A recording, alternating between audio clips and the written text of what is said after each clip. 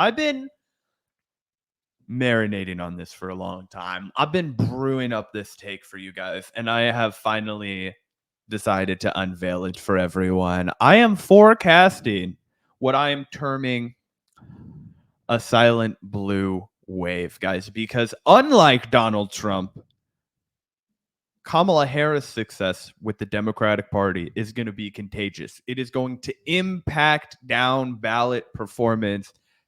And I've got some evidence to share with you guys. Let's go ahead and throw this up on the screen. So this is a morning console poll from a few days ago that we have been meaning to get to, but haven't had the time because so much juicy shit has been happening and you guys like the sugar more than you like the medicine. Let me tell you what. This is the list of Senate polling leads from the morning console poll. So Arizona against Kari Lake, whoever the guy that's running against Kari Lake is. What's his name? Ruben Gallego. Ruben Gallego. There we go, Gavin, with the receipts.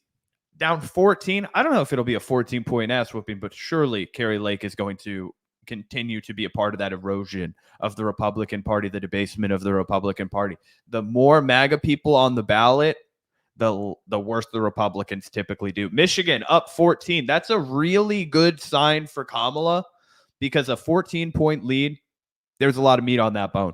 And for everybody that's like, oh, I might vote for Donald Trump, not happening this time around. Michigan's going blue. Nevada also going blue. This 13-point lead, again, even if you divide that by 3, guys, it's a mammoth margin.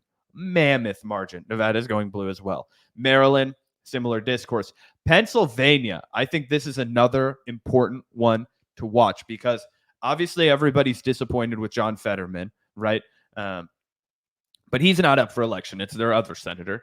And this 8-point lead, again, even if you divide it by 3, still a really meaningful margin. And I think an indication for sure PA goes blue. Yep. Also, I'm not sure if John Fetterman actually is unpopular in the state of Pennsylvania. He's definitely unpopular here at the Vanguard. That's very true. I just mean, for people in chat who don't like him, right? We don't have that baggage to consider right now. Wisconsin up by 7. Again, it's starting to, tighten.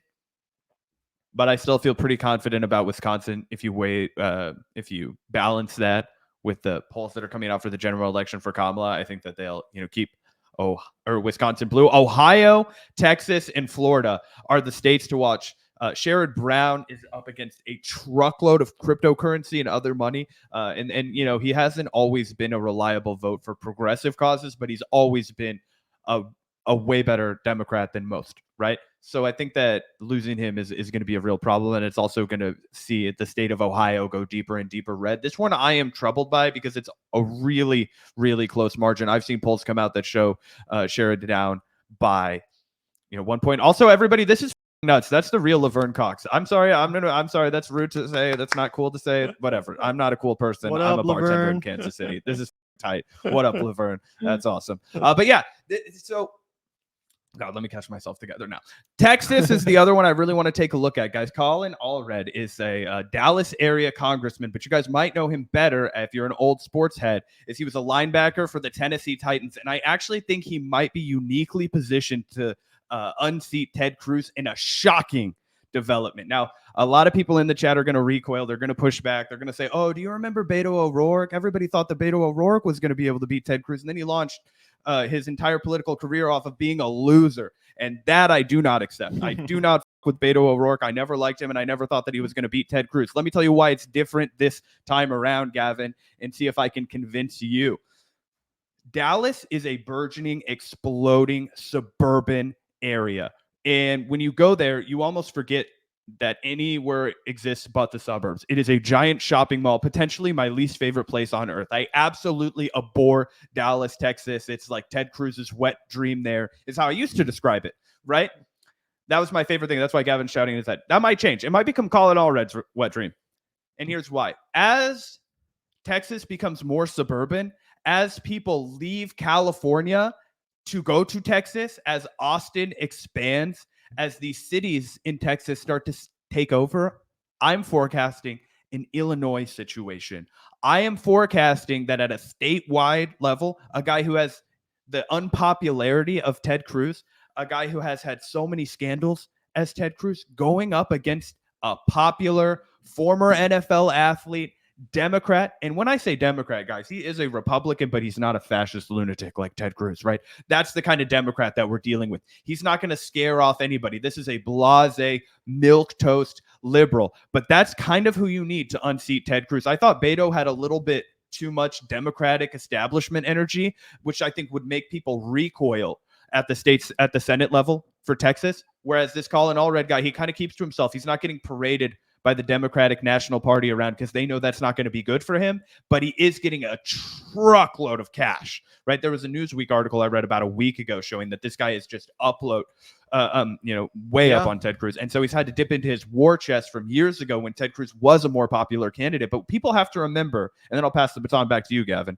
that he came up during the Tea Party era and he stood against the MAGA movement, and he's never been super popular with the Republican Party outside of his niche podcast base since. Do you think this is the time where the Democrats can cut his throat and get him out of there? Ooh, I hope so, man. I hope so. Obviously, I'm very, very cautiously optimistic about this, and I think that what's really going to make or break Colin Allred is this upcoming debate on October 15th. We're going to react to it on the Vanguard, so make sure to hit that notification bell, you guys. But their first debate is going to take place on October 15th. I totally agree.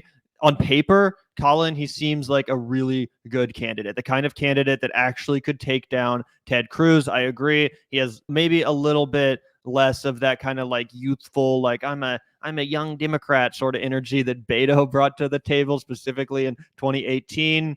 Being a football player, that definitely might help him with some of the moderates. You're obviously right that Ted Cruz isn't really even that popular among MAGA Republicans. I guess some people like him, but I mean, a lot of people still remember when Trump totally humiliated Ted Cruz. So I definitely think it's possible. But like I said, I think that debate performance is actually going to be pretty important. A lot of times debates end up sort of being a wash. Doesn't really matter how it goes. But when it comes to a situation like this, where I think a lot of people will probably be hearing from Colin Allred for the first time in that debate, I actually do think it really matters because Ted Cruz, I mean, everyone knows Ted Cruz, at least in Texas. Everyone knows Ted Cruz. He's been, he's been part of the Republican establishment for literally decades now. So everyone knows that guy. But if Colin Allred is able to deliver a knockout performance on that debate stage and really contrast himself as a younger, fresher leader, someone who's vibrant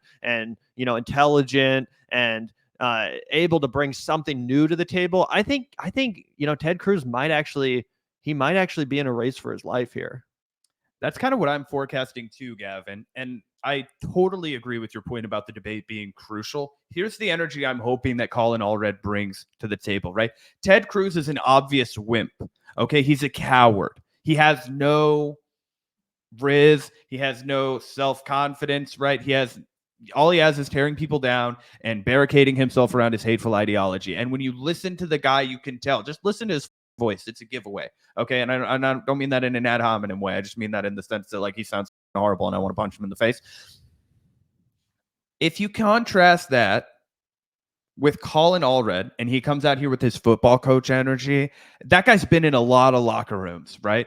You don't make it to the NFL unless you've been molded by a lot of leaders, a lot of people who know how to rally the troops, know how to get the best out of people. And I think he should lean into the Coach Waltz success. I think he should take a play out of that book, if you will. I think he should go in there and be the obvious adult in the room, the obvious leader, the person with solutions and not excuses, the person who's talking about change in action instead of obfuscating and throwing mud on the Democrats. And if he can thread that needle, if he can go in there and say, guys, this is a simple question. Do you want to move the state of Texas forward or do you want to move the state of Texas backwards? Ted Cruz has done nothing but abandon this state in our times of need. And I hope he hits him so hard over the power outages in Texas. A lot of people don't remember that. In the state of Texas, Ted Cruz went to Cancun while children were freezing to death in his home state. Guys, if you put it to the people in clear terms, do you want somebody who is going to be a fighter on the Senate floor or a flighter on the Senate floor? Come on, there's so many opportunities for this guy. Okay, I just think it's a layup, and I don't want to be overconfident. Everybody, this is a hot take, right? This is a one to watch so far.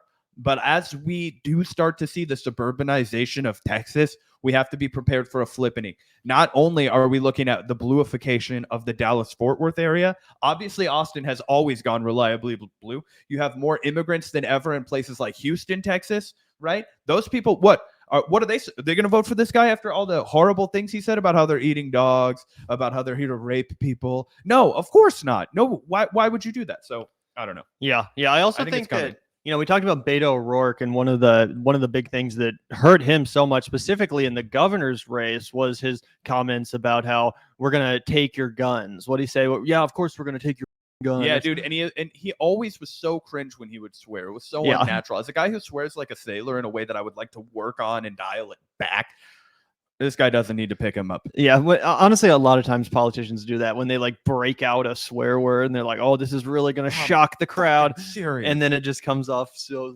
cringe. Lands like a Anyway, in comparison to that messaging from Beto, let's take a look at a recent moment from Kamala Harris' interview with Oprah Winfrey. And I want to get your reaction to this. Will this sort of a message actually help the Democrats in a place like Texas? Or do you think this is going to come off as pandering? I'm genuinely interested in your opinion. When you said you have guns, no, at the debate. I'm a gun owner. Tim Walz I is did a gun. not know that. If And I thought somebody that was breaks in probably- my house, they're getting shot. Sorry. Yes, I hear that. I hear that. Probably should not have said. Oprah looks almost kind of scared. She's like, "Oh shit."